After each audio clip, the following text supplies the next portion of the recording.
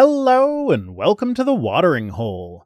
Thanks for checking out this clip. Don't forget to like and subscribe because that'll make the baby Jesus cry, and I know how much you guys love making the baby Jesus cry. Anyway, let's get on to the first news item. I refuse. You don't want to talk about this? Sure, actually. Okay. Well, so I actually went to the trouble of... normally I have everything highlighted, but because this is a developing story, like you see, it was updated 37 minutes ago. It's going to change this has changed, hour or so. This, like, the video wasn't here when I updated it. So, or last time I read this. So there's going to be stuff in here that's new to me as well. But anyway, if you hadn't heard, a car blew up on the Rainbow Bridge in Niagara Falls today, and I don't want to spend a lot of time on the story itself so much as talking about the right-wing reaction to the story. That's the part that's been the most, I wouldn't say interesting to me, but more alarming. Yeah. Because it's predictable. We have a couple of tweets, but like there's a lot of stuff, like Fox News was reporting. I definitely subscribe to the podcast Decoding Fox News, because when the episode where they cover this stuff comes out, I'm sure she will go into detail with like how their coverage evolves, but like just from what I've seen, it's pretty gross. Anyway, so I have the video of the car. I'm not going to play it there, so I'm just going to do this. So up at the top of the screen, you see the car zoom. Like, that's crazy. That's the type of jump that you see in movies. Yeah. Well, that's how the witnesses described it. They were like, "Oh yeah, it was just like something you saw in the movies." And so one of the first items of reporting that I saw on this said that the car went through a first checkpoint and then crashed into the inspection booths, like the second checkpoint, basically, at a high speed, and that's when it exploded. There is no first and second checkpoint at that bridge. I have crossed that bridge myself. That, like, the street that it's on right there, that you see it driving off of, that's Main Street in New York. Like, that's literally Main Street. There's no checkpoint on there before the bridge. They didn't go through a first checkpoint. But because of that reporting, what people took that to mean was they got through a checkpoint on the Canadian side and then rammed into the American customs. Oh God, place. The Canadians are attacking us right now. Well, so that's the invasion has begun. That's where some of the first reactions were people saying, "Oh, this is because of Biden's open border policy." So like now they're coming in from the north as well. This is like how but then when it came out that like, oh no, they were actually on the American side and didn't even get through the gates on the American side. So like they didn't even cross the border at all. Didn't even get to where the border would be crossed. Then suddenly they changed their tune, and they were still saying, like, because something happened at the border, something dramatic happened at the border, and they're going to stick with that. Open borders is a buzzword. Open borders is a right-wing buzzword. Yeah, they have now turned it into. Actually, no, it's probably changed again because now we know a little bit about who was driving the car, but it changed to. People that Biden allowed in the southern border as part of the caravans or whatever have now made their way north all the way through the country to do this at the northern border. Like I actually saw several tweets from people saying that, and I think there was one clip on Fox News where they said something along those lines. Now Fox immediately jumped on this. They said the car was full of explosives and that it was a terrorist attack. And they just went completely off the rails with it. And then it came out that like, oh no, it actually wasn't a terrorist attack. It was like an old couple who crossed the border regularly to go to the casinos in Niagara Falls, Canada. Mm-hmm. And we don't know what happened there, but like they've been living in Western New York for years. Is the couple there? Are they alive still? No. I'd imagine not. No, they are not. Anyway, let's actually read the thing because there might actually be some new information here that I don't know. Okay. United States and Canadian governments went into high alert. 4 international bridges were closed and cross-border train travel came to a halt. Yeah, actually, so this marks a... this is a tweets first. I actually, because this happened so close to me, I actually have a correspondent out in the field. So let's cut to our live coverage of the situation at the Peace Bridge in Fort Erie. Oh dear. You've got an animation for it and everything? Shush.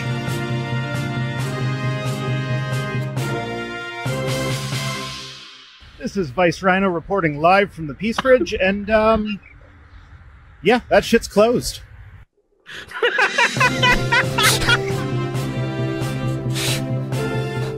Oh my god.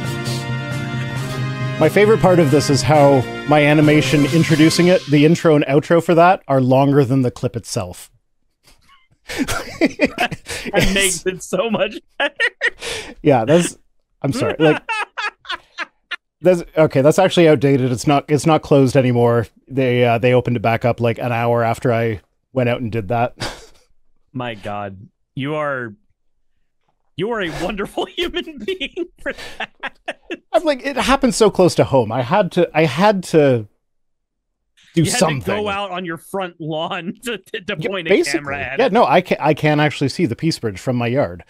But yeah, no, I went out to the Central Avenue bridge that goes over top of the QEW right before, and yeah, got a little clip of myself. Anyway. Yeah, so 2 people died Wednesday in the crash after hitting the median at the Niagara Falls International Rainbow Bridge in New York as they sped toward Canada. Governor Kathy Hochul, is that how you say that? Hochul, something like that. Said that looks like Hochul. Yeah, said that investigators found no indications of terrorism. So there's they haven't ruled it out yet, but there's no indicator that says that this is terrorism. So the thing with terrorism is, you've got to be able to point to what type of political end they're trying to push for. Yeah, terrorism doesn't work unless somebody claims responsibility and says, I did that because I want X.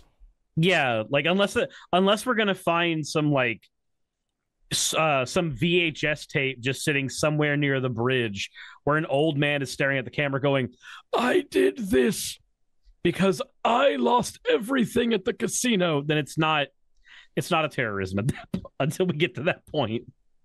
Yeah, so she said there was a horrific incident, a crash, an explosion, loss of life, she said, but at this time, no known terrorist connection. So nobody has said, I claim responsibility for this, and it sounds like the police know who was in the car. They just haven't released it to the public yet. So the fact that they if they were like posting something on social media about their political goals and what they wanted, and like, oh, I wish someone would do this to make this point or whatever, that would be pretty big indication that was an act of terrorism. So the fact that they haven't said anything about that means it probably is not. Mayor of Niagara Falls said in an interview that his office has been inundated with calls and that he had found himself confronting conspiracy theories that were exploding online. Exploding. I see what they did there. Rumors spread about that a second car rental truck, a threat to Macy's Thanksgiving Day Parade in New York City. I haven't heard that one. That's news to me. But yeah, this is in, they had the bomb squad there for a while because they found a suitcase that was unattended near the border after that. And they were like, ooh, is that maybe another bomb or something? And no, it wasn't. It was just a suitcase. Yeah, so they, out of an abundance of caution, they closed all 4 border crossings in Niagara.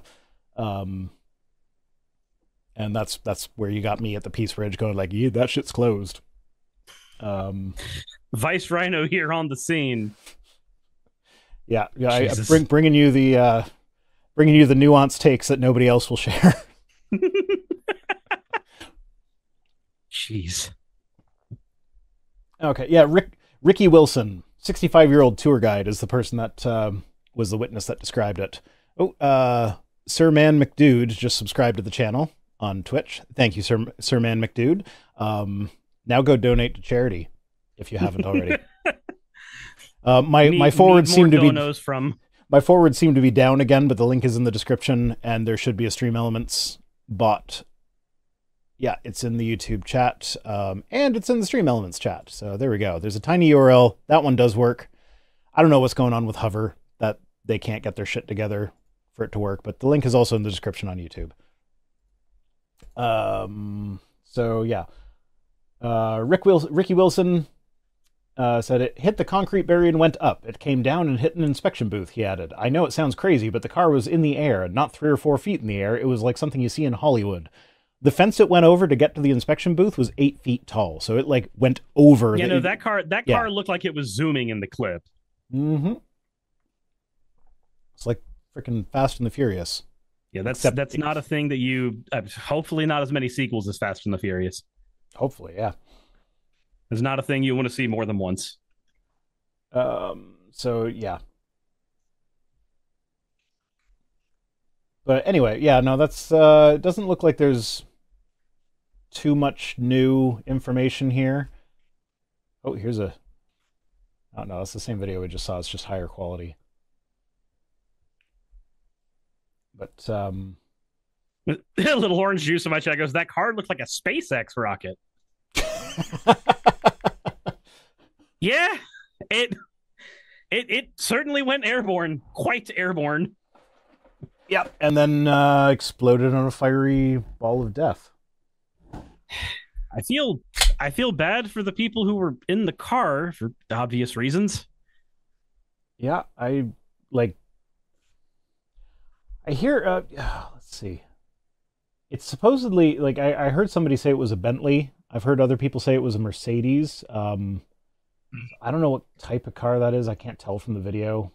I'm not a car person, so I wouldn't be able to tell from any indicators. I'm not a car person, but it used to be my job to like write down the make and model of various cars, so sometimes I can recognize some cars.